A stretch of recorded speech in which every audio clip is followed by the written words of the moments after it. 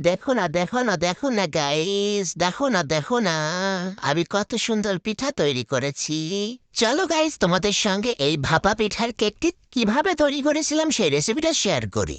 শুরুতে এখানে আমার যতটুকু চালের গুঁড়ার প্রয়োজন ঠিক ততটুকু চালের গুঁড়া নিয়ে নিয়েছি। তারপর 1 গ্লাস পানির মধ্যে আমি পরিমাণ মতো লবণ মিশিয়ে অল্প অল্প করে এখানে পানিতে অ্যাড করব।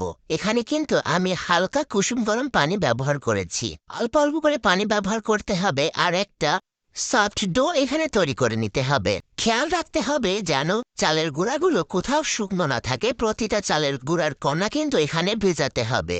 তারপর আমি এখানে কিছুক্ষণের জন্য রেস্টে রেখে দিব। তারপর এখানে মেইন যে উপকরণটি প্রয়োজন সেটা হলো, আমরা এটাকে বলি পাটালি। এখন আপনার যে যেমন ভাষা এটাকে কি নামে ডাকেন আমি ঠিক জানি না। আমি একটা চাকুর সাহায্যে এই পাটালিগুলোকে একদম কুচি কুচি করে কেটে নিচ্ছিলাম। দেখুন পাটালিগুলো কিন্তু আমার একদম কেটে নেওয়া হয়ে গিয়েছে। যেহেতু আমি গরিব, আমার কাছে কোনো চালনি ছিল না, এই কারণে আমি এখানে একটা ঢাকনা নিয়ে নিয়েছি। এর মধ্যে আমি এখানে অল্প অল্প করে চালের গুঁড়ো অ্যাড করব আর এরকম চেলে নিতে হবে। এই পর্যায়টা কিন্তু আপনারা একেবারেই মিস করবেন না।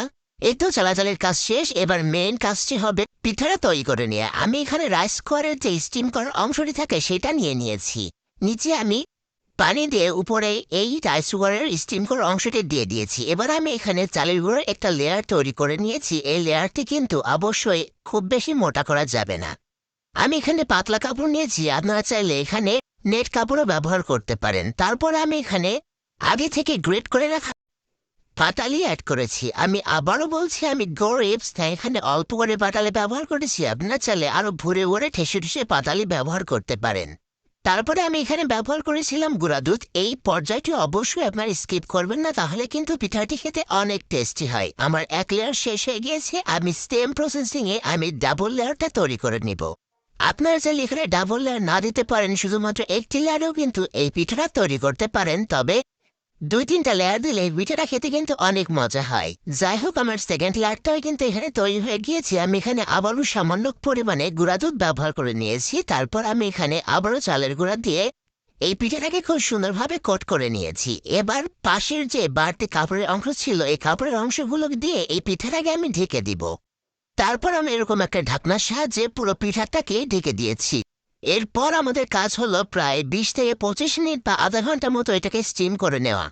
এবার আমি খুব সুন্দর মতো একটা প্লেটে এই পিঠাটাকে উঠিয়ে নিয়েছিলাম। তারপর এটা হলো সব থেকে ভয়ঙ্কর কাজ, এই কাপড়গুলিকে সরিয়ে নেওয়া। যাই হোক, ভয়ঙ্কর কাজটা আপনাদের সাথে দেখাচ্ছি না, আমি এটা অফলাইনে করে নিয়েছি। এবার আপনাদের সাথে কাটাকাটির পর্যায়টি শেয়ার করছি। Happy birthday to you guys, তোমরা আমাকে হ্যাপি বার্থডে বলো। যাই হোক, ফান করছিলাম। এই তো আমার পিঠা কাটা হয়ে গিয়েছে। এবার কে কে খেতে চাও চলে আসো।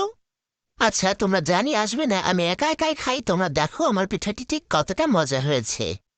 যাই হোক, আজকে এই পর্যন্তই। ভিডিওটি কেমন লাগলো অবশ্যই কমেন্ট করে জানাতে ভুলবেন না, এবং আমার পরবর্তী ভিডিওগুলো পেতে আমার পেজটিকে ফলো করে পাশে থাকবেন।